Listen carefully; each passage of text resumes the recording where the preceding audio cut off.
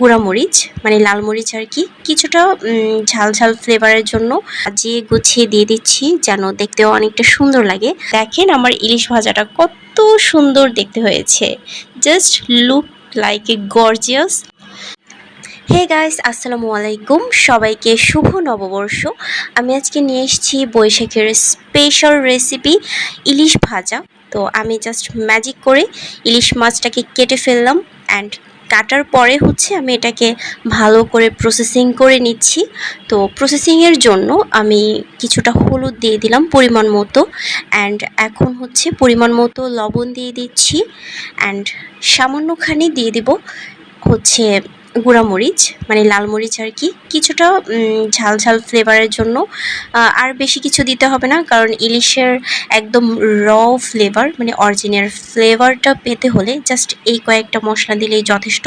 তবে খুব বেশি দেবেন না, জাস্ট অল্প একটু দিলেই হবে। তো আমি কিছুটা দিয়ে সবগুলো মশলা মাখিয়ে নিচ্ছি, অ্যান্ড মশলাগুলো ভালো করে মিক্স করতে হবে যেন প্রত্যেকটা ইলিশের কোনায় কোনায় চলে যায়। তেলে ভাজার পর যেন ইলিশটা খেতে অনেক মজা হয়। এই পর্যায়ে আমি দিয়ে দিচ্ছি সরিষার তেল, কারণ ইলিশ ভাজাটা অ্যাকচুয়ালি সরিষার তেলে ভাজলেই একদম বেশি মজা হয়। তো আমি একে একে করে একটা একটা ইলিশ দিয়ে দিচ্ছি। তো সবগুলো ইলিশ মাছ একদম আমি গোল করে সাজিয়ে গুছিয়ে দিয়ে দিচ্ছি যেন দেখতেও অনেকটা সুন্দর লাগে। জাস্ট দেখেন কতটা সুন্দর লাগছে দেখতে। এখন আমি এটাকে প্রায় মিডিয়াম আঁচে ভেজে নেব যেন ভেতরেরগুলো ভালো করে হয়, ভাজাটা যেন অনেক সুন্দর হয়। সো দেখেন আমার ইলিশ মাছটা কতটা সুন্দরভাবে ভাজা হচ্ছে। তো এক পৃষ্ঠা প্রায় হয়ে গেছে, আমি এখন ইলিশগুলোকে উল্টে দিব। ভালো করে উল্টে দেব যেন পুড়ে না যায়, খেয়াল রাখতে হবে। অ্যান্ড একটু পরপরই চেক করতে হবে যে একদম প্রপারলি হয়েছে কিনা। তো আমি এটা যখন ভাজা হচ্ছিল তখন একটু পরপরই চেক করছিলাম প্রপারলি হয়েছে কিনা। যখনই দেখলাম প্রপারলি হয়েছে, দেন আমি সবগুলো একসাথে উল্টে দিলাম, অ্যান্ড আবারও সেমভাবে সাজিয়ে দিলাম গোল করে যেন দেখতে অনেকটা সুন্দর লাগে। তো আমার মাছ ভাজা প্রায় কমপ্লিট, এখন আমি এটাকে সার্ভ করে দেব। তো এই আমার ইলিশ, জাস্ট কতগুলো ইলিশ হয়েছে দেখেন, মানে দেখতেও অনেক সুন্দর হয়েছে।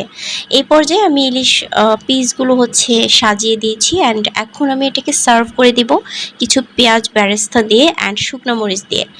এরপর যখন আপনারা এটা পান্তা ভাত বা গরম ভাতের সাথে খাবেন, জাস্ট জমে যাবে, বিশেষ করে খিচুড়ির সাথে। ওয়াও, এত সুন্দর, এত মজা। তো যাই হোক, আমার সাজানো গোছানো প্রায় কমপ্লিট। জাস্ট দেখেন আমার ইলিশ ভাজাটা কত সুন্দর দেখতে হয়েছে, just look like a gorgeous. তো দেখেন আমার দেখেই প্রচণ্ড লোভ লাগছে কখন আমি খাবো। যাই হোক, আজকে এ পর্যন্তই। সবাইকে নববর্ষের আবারও শুভেচ্ছা জানিয়ে দিই, অ্যান্ড সবাই নববর্ষে কী কী করেছেন আমাকে প্লিজ কমেন্ট করে জানাবেন। ওকে, আল্লাহ হাফিজ, বাই।